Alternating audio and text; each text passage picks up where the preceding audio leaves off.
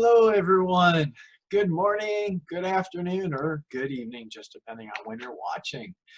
I hope that you had a wonderful week last week and that you're getting enough rest and feeling alive and well and taking time for yourself, your family, and of course for you to learn and grow.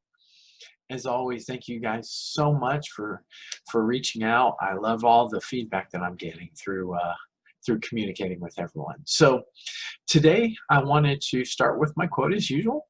Today is a quote from Buddha, and that quote is, "We are what we think. All that we are arises with our thoughts. With our thoughts, we make the world." So today's topic, if you will, I'm going to dive into 7 steps to building a successful training program. Now, I can't outline what would be your ultimate way of designing your perfect program. That would just take way too long. And as it is, I try to keep these videos informative, but not try to overload you. So with the 7 steps to building a successful training program, number 1, perform a training needs assessment. You've got to figure out if you actually need training, all right? If you've analyzed the workplace performance and you've figured out or determined that training is the right solution, then it's time to start your research for what kind of training you want to do, all right? So the basic training needs assessment is a 4-step process. I'm going to walk you through those steps. Number 1, identify basic training needs. All right, identify a clear business goal that the training supports. Number 2, determine the tasks the workers need to perform so the company can reach that goal. Number 3, determine the training activities that will help the workers learn to perform the tasks. And number 4, determine the learning characteristics of the workers that will make the training more effective. Okay, so those are the 4 steps you want to do in creating your training program. Now, number 2, keep adult learning. Keep these principles in mind. The workers you want to train are adults, and adults share certain characteristics that make training more effective for them. 4 things. Are they self-directed? Number 2, come to training with a lifetime of existing knowledge, experience, and opinions. Number 3, they're goal-oriented. And number 4, they want relevant training. All right? So keep it specific. Number 3, develop learning objectives. Before you begin creating any kind of training program, all right, you must create a list of learning objectives, okay? Learning objectives are a list of things the workers must be able to do after the training is completed. They are, if you will, the North Star that all aspects of your training should be pointed at. Once you've created the learning objectives, create content that covers those objectives and nothing but.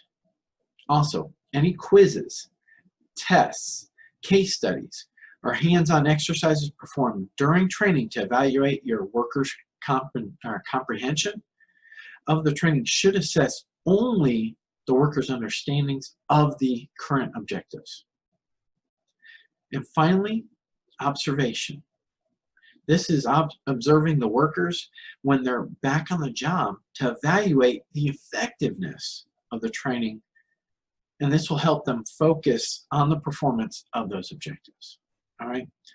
So again, it helps to do your training and then immediately following up to make sure that you're looking just specifically for the objectives being met from that training when we're actually viewing them in the working environment. Okay? Number 4, design the training materials. While you're designing the materials, I want you to keep these points in mind, okay? Number one, remember that it's important to design before you rush into the next step, all right, which is the development. Always focus primarily on the learning needs of your employees and not on what's easy for your trainers. Only create training content and assessments that relate directly to your learning objectives. Keep in mind the adult learning principles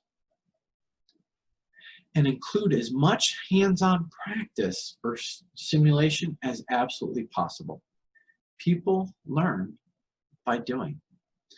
I've told people over and over again, I can read from a book, but until I actually put the process in place and actually do it myself, I'm not going to get it. So I have to put my hands on it to be able to do it and to be able to learn truly from it. Okay. Number 5, implement the training. All right. It may seem obvious, but one of the most critical things you'll have to do in this phase is to inform the employees that attend the training that now we have to actually go out and do it. Give them plenty of time in advance so that they can work it into their schedules and complete any necessary pre-training preparation. All right. So don't just abruptly give this to them. They've got to be made aware of this, all right, that it's going to be happening, that this is what's going to be expected. One thing to keep in mind is that a learning management system, or an LMS, can play a big role in helping you during this step.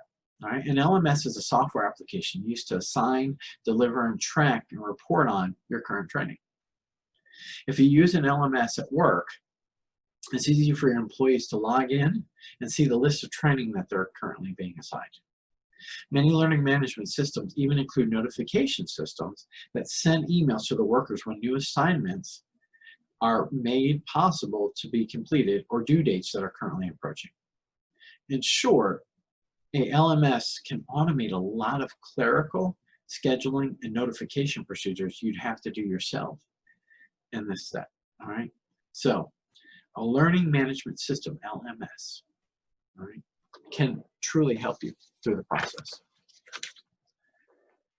Number 6, evaluate how the training went. If your goal is to deliver effective training that changes your workers' behavior on the job, and this should be your goal, then you need to confirm that the training was actually effective. You may want to use the 4 levels of evaluation. Okay? Those steps are employees' reaction, employees' learning, employees' post-training job behavior, and quantifiable business results. Okay? And finally, number 7, rinse and repeat. Now that you know this method, just work your way through it. If you made some errors the first time, it's okay. We all make mistakes. Maybe you misjudged your employees' learning needs, all right? Maybe you misidentified the learning objectives, provided maybe too much information during the training, or too little information during it, or held an instructor-led training that was dominated by the instructor. So just go back and make it better for the next time. Okay? So again, those are 7 steps to building a successful training program. And I can go much further in depth, all right, through this. I think I wrote out about 7 pages of notes that I was reading from, but I had to try and condense for time.